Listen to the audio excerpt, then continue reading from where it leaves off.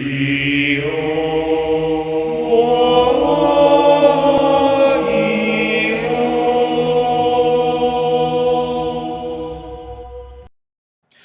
morning, YouTube, and today we're trying a different kind of video. We're going to try this new series called Deck Doctor, where we take an existing archetype and we break it apart card by card and see how the cards work in general and what you can do with them. We hope you enjoy, and if you think of any archetypes you want us to do, then go ahead and shoot. Today's archetype we're discussing is the Gravekeepers. Now, Gravekeepers is an old archetype that came out back in Labyrinth of Nightmare starting out and revolves around the card known as NECROVALLEY. Now, what NECROVALLEY does is, first off, gives all Gravekeeper monsters 500 attack defense, which is fantastic for any field spell card in general, but the true power lies in its other effects. Cards in either player's graveyard cannot be banished, and neither negate any effect that would move a card in the graveyard other than itself to a different place. Now this is, of course, the purpose of keeping the grave. It's really interesting. Now moving on to the monsters. We have Gravekeeper's Vassal. We're starting off with the lowest attack and working our way to the highest attack. Gravekeeper's Vassal is something I would like to probably forget that existed in Gravekeepers. Its effect is any battle damage this card inflicts to your opponent is treated as effect damage instead. Well, that's pretty strange. I mean, granted that the attack still goes through as an attack, but the damage itself is effect damage. Now I mean, it has low stats as it is 700 attack and 500 defense, which, you know, like, okay, maybe you can work your way around it. But then you look at the next card on our list, Gravekeeper's Curse, and you see it has 800 attack and defense, and it goes ahead and inflicts 500 damage when it's summoned. And that itself already is a better way of a more effective card. Now, granted, this card still isn't used most of the time in Gravekeepers. It just goes to show the flaws in Vassal. Next one, we have Gravekeeper's Nobleman. This is probably one of the newest cards. When this card you control is destroyed by battle by an opponent's attacking monster and sent to the graveyard, also crucial, you can special summon one Gravekeeper's monster from your deck in a face-down defense position, except Gravekeeper's Nobleman. Now this is fantastic as you have a plethora of 18 monsters you can shoot for. And it's a little bit slow considering a lot of today's meta, but it still works fantastically. Granted, its stats are a little bit low, even with NECROVALLEY. Next up, we have Gravekeeper's Watcher. This guy is an interesting thing. It's one of the earliest forms of a hand trap. During either player's turn, when your opponent activates a spell or trap card, or monster effect that would make them discard, when it resolves, keep in mind resolution, you can send this card from your hand to the graveyard, negate the activation, and if you do, destroy it. Now this is interesting too because it doesn't go anything against the cost. It goes over the actual effect of the card, which is a little bit slow. I mean, it's an okay card, but it's just not one that most people use. Now next one is Gravekeeper's Priestess.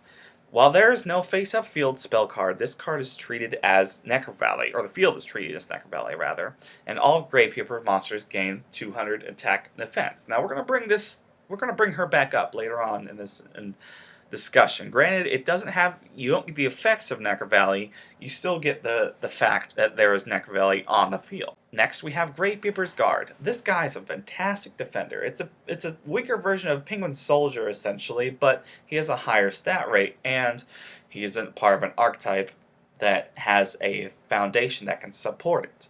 And next up, we have Gravekeeper's Recruiter. Now, most people know what Recruiter does. Essentially, when this card you control is sent to the graveyard by any means, add one Gravekeeper's monster with 1500 or less defense from your deck to your hand. Now, this is essentially a majority of all the Gravekeeper's monsters. Now, this eliminates about 3 or 4 of them. It's still fantastic and a crucial part to any Gravekeeper deck. Next up, we have Gravekeeper's Spy. Now, this guy. I know it's a guy. When he's flip summoned, special summon one Gravekeeper's monster with 1500 or less attack from your deck. This is basically the invert of Recruiter, except that it's when he's summoned and you get you actually summon the other monster. Now, this is crucial for especially a lot of Xyz plays and setting up any other play you're trying to shoot for with most Gravekeeper decks. Next, we have Gravekeeper's Cannon Holder. Now, this goes back along the same lines as Curse and Vassal, in my opinion. That's in trying to inflict damage to your opponent other than attack. He has decent stats, 1400 attack and 1200 defense, but he seems to not work with the synergy of the deck that what it's trying to do. I assume that you could probably make him work if you try and develop a deck that's worked on damage instead of the lockdown that Gravekeepers are designed to be. Next up, we have Gravekeeper's Spear Soldier. If this card attacks a defense position monster, inflict piercing battle damage to your opponent. Now this is still battle damage, but if you keep a look at the previous, or a lot of the previous monsters' effects and the ones that come, they require NECROVALLEY to be on the field. And that's what's fantastic about Gravekeeper's Spear Soldier. It's one of the few monsters that has a high attack that inflicts piercing without having to have any other conditions, which makes it a decent addition to any Gravekeeper deck. Next up we have Gravekeeper's Descendant. You can tribute one other face-up Gravekeeper's monster to target one card your opponent controls and destroy that target. Now this is good in that, again, this card does not require NECROVALLEY. You can tribute any other face-up Gravekeeper's monster an unlimited amount of times, up to of course the amount of times you have Gravekeeper monsters, and you can target any single card your opponent controls that of course can be targeted. It also has decent stats, 1500 and 1200 defense, which automatically bumps up to 2000 and 1700 if you have NECROVALLEY on the field. Next up is Gravekeeper's Assailant. She is a card that when she declares an attack while NECROVALLEY is on the field, you can target one face-up monster your opponent controls and change that target's battle position. Now keep in mind, this activates before damage calculations, so you can essentially attack a monster that has a high attack and switch to defense and then go straight over it, pow pow. And you may be wanting to attack or target another monster on the field, so one of your other monsters you have on the field can go over it. And looking at her stats, she has fantastic stats, 1500 and 1500. Now, keep in mind, this is pretty low in comparison to a lot of the higher ones, but with NECROVALLEY, she's a 2000, and you just don't see that in a 4-star monster. Next up, we have the one Earth attribute monster of the deck, Gravekeeper's Commandant. When this card was released, and it was a fantastic addition to Gravekeepers in that you could actively search out NECROVALLEY from your deck and put it to your hand just by discarding this card. Even looking at his stats. Now, I was just talking about Assailant and how she was 1500. This card is 1600 and 1500. This is looking at you over any 2000 defender with NECROVALLEY in the field that you're likely going to have if you're summoning this monster. And it's not that, I mean, it's a decent effect that typically can't be negated by most card effects, even the Shadow Imprisoning Mirror being an Earth attribute. Next, we have another Gravekeeper's, a newer one rather, which is Ambusher. When this card is flipped face up, you can target one card your opponent's graveyard, return that target to the bottom of the deck, which is an interesting, okay effect. When this card is sent from the field to the graveyard after being flipped face up, keep that in mind. That's with keep Nobleman in mind while reading this. If he was sent to the graveyard after being flipped face up, you can target one NECROVALLEY card. Keep in mind, any NECROVALLEY card in your graveyard and add that target to your hand. This card's card effects cannot be negated by NECROVALLEY. I mean, that's a common part, but the way you essentially, I mean, you typically would not want to set this 1700 beater, which is basically a 2200 beater in defense position, having 0 defense. But if you go back to Nobleman and you use Nobleman's effect the previous turn, and special summon out Ambusher, you flip summon him, have a 2200 attack, add a NECROVALLEY from your graveyard to your hand, which is what essentially everyone's going to be shooting for, is to get rid of your NECROVALLEY in this deck. It's a pretty nasty effect when you really think about it. Next we have Gravekeeper's Heretic. Now this card saw a lot of play and still sees a decent amount of play when it was first released. It's another new card in that while this card is on the field, it is unaffected by all other card effects as long as NECROVALLEY is also on the field. There are very few cards that are essentially unaffected by any other card effects. Even NECROVALLEY does not affect this. Now keep that in mind. It doesn't become 2300, but that's still a pretty darn good trade-off whenever you consider all the cards that just destroy everything on the field. He's just an indestructible little guy that you can only get over by attacking it, as long as NECROVALLEY is on the field. Next, we're going to our tribute monsters. We're going to start off with Gravekeeper's Chief, a 5-star monster. You can only control one of him. Your graveyard is unaffected by NECROVALLEY, so you can use Call of the Hunter or Monster Reborn if you're playing a traditional style. When he's tribute summoned, you can target one Gravekeeper's monster in your graveyard and special summon that target. Now, this is an okay effect. He doesn't really work with like the Exceeds plays a lot of Gravekeepers players don't want to go for, and he's a tribute monster, which is also a little bit slow in comparison to the other options you have for tribute monsters. Keep that in mind as we move on to Gravekeeper's Shaman. And this is probably one of the best additions to Gravekeepers in the new support they've received. First off, she gains 200 defense for each Gravekeeper's monster in your graveyard. Okay, that's already essentially 200 boost plus the 500 boost you're going to have from NECROVALLEY and the monster you use to tribute her out. And that's 2200 defense. Additionally, she negates all monster effects that activate in the graveyard except Gravekeeper monsters. Also, in another addition, while NECROVALLEY is on the field, your opponent cannot activate field spell cards.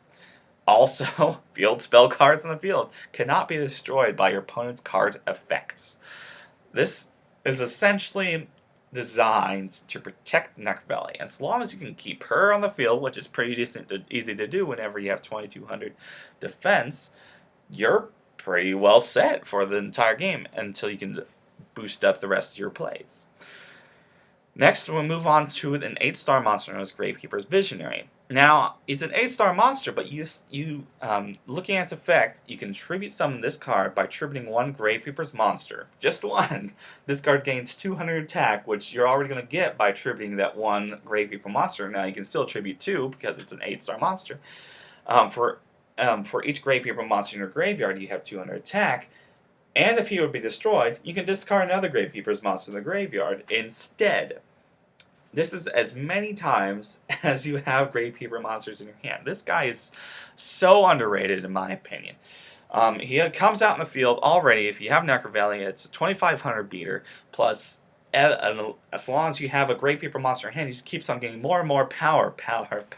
I've got him up to 4,000, 5,000 even, and he's a fantastic monster. Now, another card that hasn't seen as much play, and I haven't really used it that much, admittingly, is Gravekeeper's Oracle.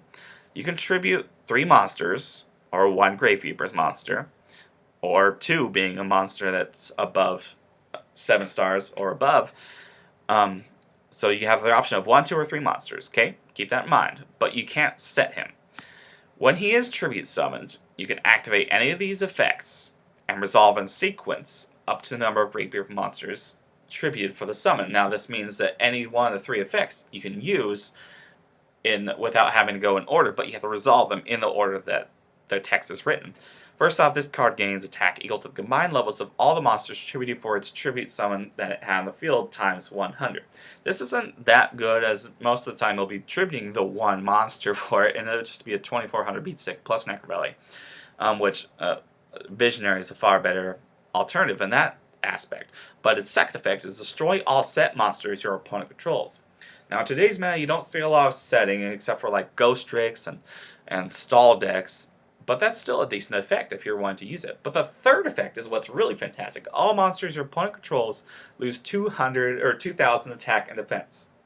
First off, this card does not target, which is nice. And second, it doesn't say they gain it back. So essentially, if you're going up against Clifford's and they're attacking, and you end up attacking into let's say they go into a spy, and you flip over your spy the next turn, you bring out this Oracle, and he automatically brings them down to 800 or 500 whatever, and he can attack straight over that, and they don't get it back. This guy is just, it's really good. And that's going to round up the actual Gravekeeper monsters.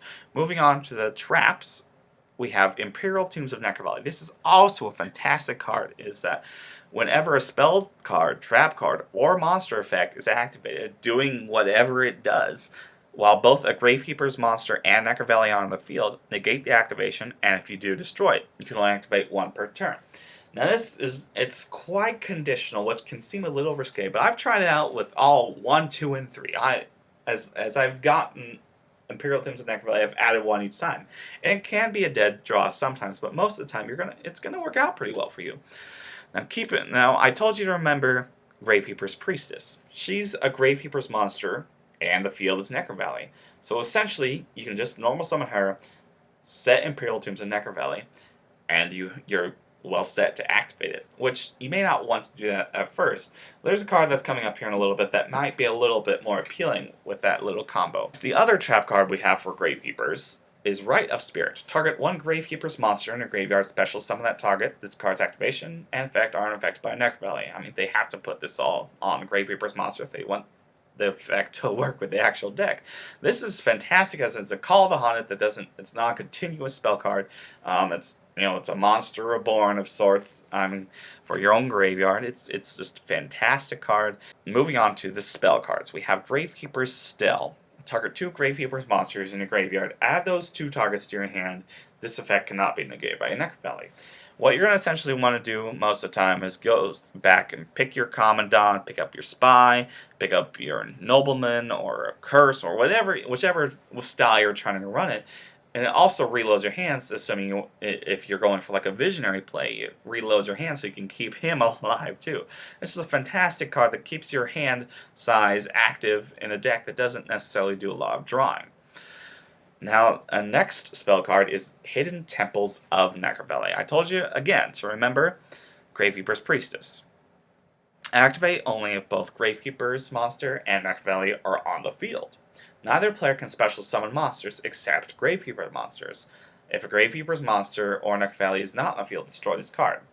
Now that's probably the biggest drawback and completely unfortunate part. They should have, in my opinion, they should have reworded it and said this card's effect does not work unless you have Gravekeepers or NECROVALLEY on the field. But still, the inability to special summon in today's meta is fantastic. I mean, you have Pendulums, they special summon Xyz, they special summon Fusions. Heroes, Clifforts, Burning Abyss, Shadal's, all the top ones can be wrecked by this card, so long as you keep a NECROVALLEY and a Gravekeeper's monster in their field. Now that's a little bit difficult to do, which makes this card a little bit less versatile and hasn't seen a lot of play, but I feel like this card can be a lot better if it gets more use. Next, rounding up our Gravekeeper spell cards, we have Royal Tribute. If you control NECROVALLEY, both players discard any monsters in their hands. This can be absolutely devastating. Turn 1, you draw NECROVALLEY, you play NECROVALLEY, activate Royal Tribute. They've lost all their monsters. I mean, even if it's a Pendulum deck or if it's anything, they lose all their monsters. Now, this also has certain drawbacks, assuming you're going over like Dark Worlds or Burning Abyss, and a lot of other card effects that activate when they're sent to the graveyard and can resolve themselves, that being unaffected by NECROVALLEY.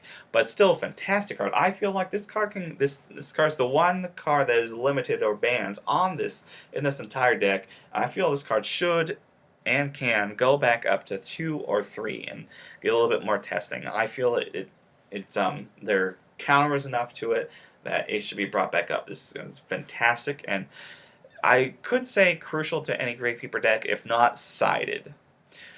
Now we're going to move on a little bit differently. These are support cards that are designed around Gravekeepers and NECROVALLEY, but don't essentially have Gravekeepers or NECROVALLEY in their name.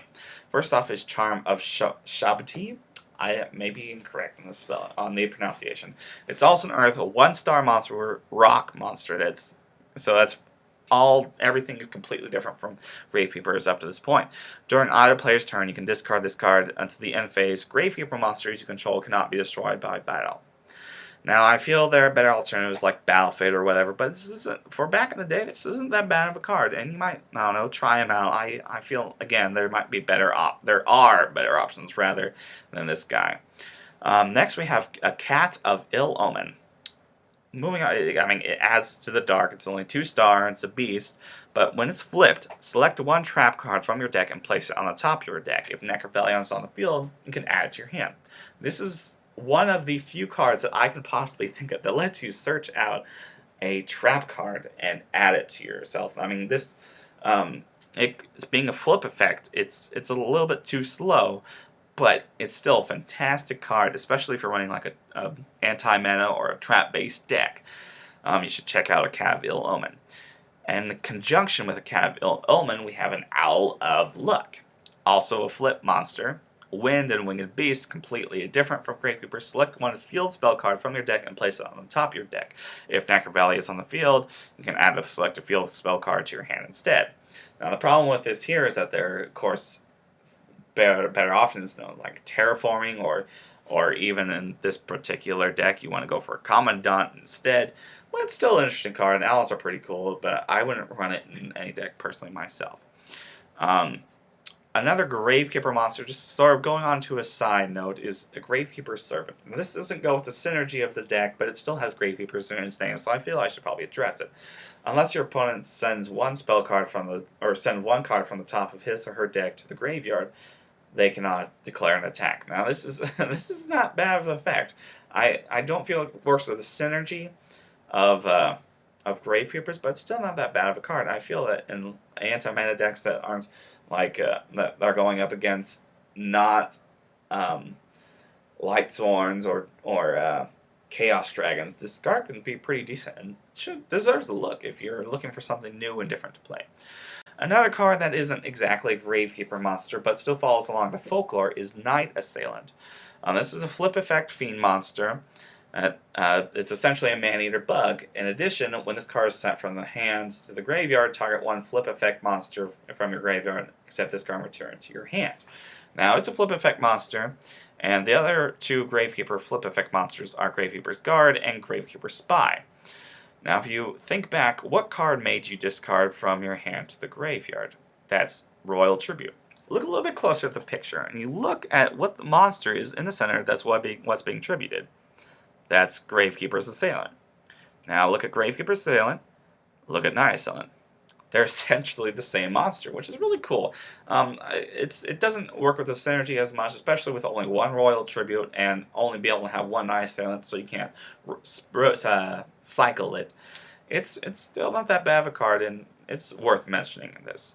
Gravekeepers are a fantastic archetype that can essentially support themselves with all of the support they have, but also their dark attributes, which allows you to do like Allure of Darkness, any of the viruses, Crush Card virus, Deck Devastation virus, Eradicator Epidemic virus. You can use Dad with it. You can use Dark Illusion. You can use Master Key Beetle, which also works fantastically in protecting your NECROVALLEY. But they're also spellcasters, which have plenty of support, being a fan favorite of many people with all the Dark Magician, the spell books, and stuff like that. They've released so much support for spellcasters. And like Magical Dimension is a card you can use. You can use Secret Village or Secret Sanctuary spellcasters to create more of a lockdown version of a Gravekeeper deck if you're wanting to try and experiment that way. I mean, you can use Spell Wall, Wonder Wand works great with this, Gaga Shield, a tech that I like to use, Magician's Circle, to get out your higher monsters. It also uses like Dark Renewal you can use. Just so many options that Gravekeepers give you, and they're an older, underrated archetype. They're designed around being anti-meta. I like them because they're essentially one of the original archetypes, and they go with what Yu-Gi-Oh! Is based around, which is Egyptian folklore. When they first were released, you had Vassal, you had Curse, you had your Spy, you had your Chief. It didn't have very many options. And as the next wave came out, you got Priestess, you got your Descendant, you got Commandant, and all these cards are based off of characters from the Yu-Gi-Oh! Show, that the Ishtar family. Oh, and Recruiter was also an addition, and it was just made the deck so much more consistent. And then they said, no, we're not done. We're not done giving you support to Gravekeepers. Let's keep this deck alive, which they keep on trying to bring it back by unleashing it in like legendary collections and higher rarities. It just doesn't keep on seeing as many plays. I've used it in the past 5 tournaments I've gone to, and The last tournament I had 205 players there, and 3 of us were running Gravekeepers, and I was the only one running Pure. I mean, you can throw a lot of splashes in there. You can try Dark Worlds, you can try, the hands, trap tricks, artifacts that everyone's doing. And another person I saw use Shadolls with it, but they work fantastic by themselves, and I think they're an archetype that should look. I mean, they're fun to look at and use, and I would suggest using it if you're looking for a low-key kind of deck that you can just sort of have fun with and mess with your opponent, make your opponent think. Thank you very much, and I hope you enjoyed this first episode of Deck Doctor. Hope it wasn't too drawn out. Let us know if you can think of any other archetype that may or may not have fewer monsters, and we'll try and have myself or someone else go over it. Thanks, and have a great day.